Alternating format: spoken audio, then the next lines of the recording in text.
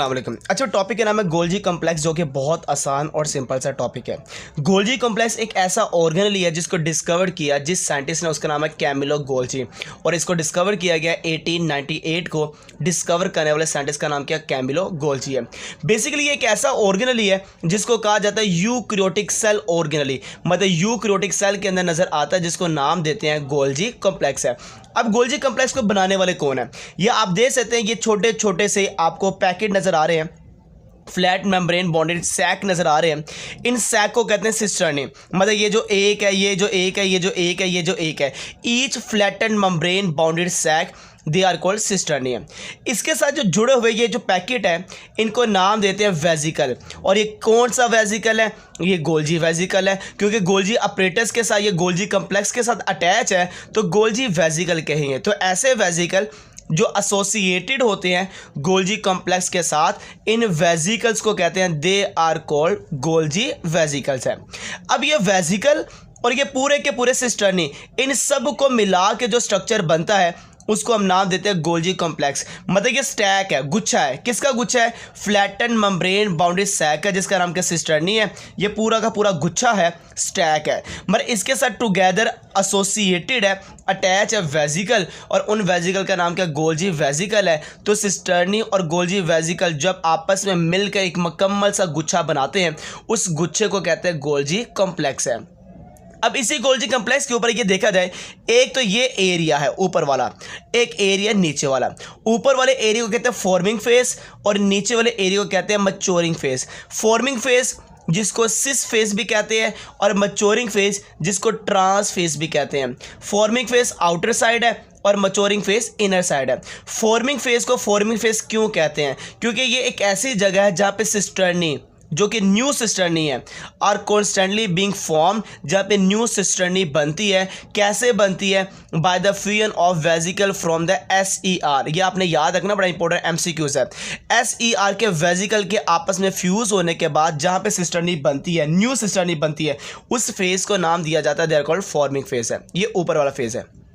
इसी तरह एक ऐसा फेज है जहां पे cisternae break up into vesicle, जहां से वो टूट जाती है, अगेन वेजिकल की शक्ल में टूट जाती है सिस्टर्नी, उसको कहा जाता है they are called maturing phase, या इनर साइड, या ट्रांस फेज कहा जाता है, जो कि कौन सा वाला बेटा, नीचे वाली साइड है। अब गोल्जी कॉम्प्लेक्स का फंक्शन क्या है, पहला रोल सुनिएगा, बड़ा इंपॉर्टेंट रोल है। इसका काम क्या है, मॉडिफिकेशन में इन्वॉल्व होना है। किसकी मॉडिफिकेशन करवाना बेटा, प्रोटीन की। तो हमारे सेल्स के अंदर जो प्रोटीन की मॉडिफिकेशन है वो गोल्जी कॉम्प्लेक्स कर रहा है। दूसरा काम, प्रोसेसिंग ऑफ सेलुलर मटेरियल। हमारे सेल्स के अंदर जितने भी प्रोसेसिंग होती है, जिसके ऊपर फंक्शन हो रहा होता है, जैसे कि सेक्रेटरी सेल्स हैं, उनके अंदर जितनी भी प्रोसेसिंग है ना, प्रोसेसिंग करना, वो बेटा गोल्जी कॉम्प्लेक्स कर रहा होता है। मतलब एक शक्ल को दूसरी शक्ल में चेंज करना, जितना भी फाइनल प्रोडक्ट बनाना, प्रोसेसिंग करना, सेक्रेटरी सेल्स के अंदर अगर देखा जाए मेन जो रोल अदा करता है वो गोल्जी कॉम्प्लेक्स है।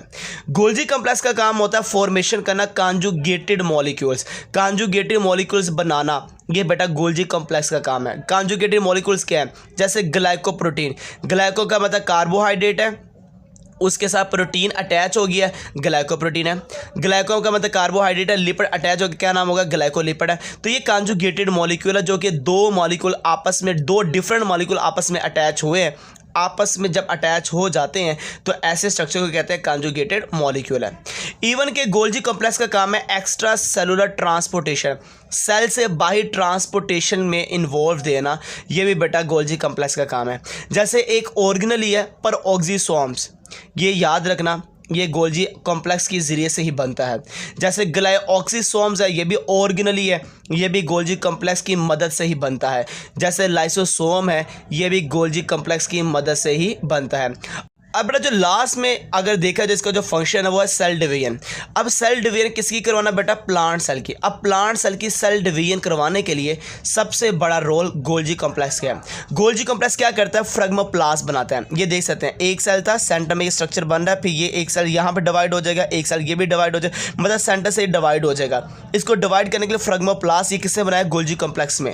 ये फ्रेगमोप्लास्ट होता क्या है, ये गोल्जी वेसिकल्स हैं जो सेंटर पर अरेंज हो जाते हैं इक्वेटर पे अरेंज हो जाते हैं, और जब ये अरेंज होने के बाद आपस में फ्यूज़ हो जाते हैं तो फिर जो स्ट्रक्चर बनता है, इस स्ट्रक्चर को नाम देते हैं, दे आर कॉल्ड फ्रैगमोप्लास्ट है। और फ्रैगमोप्लास्ट किससे बनाया? गोल्जी कम्प्लेक्स ने, जिसकी मदद से क्या होगी बेटा? सेल डिवीजन होगी। ओके बेटा, अल्लाह हाफिज़।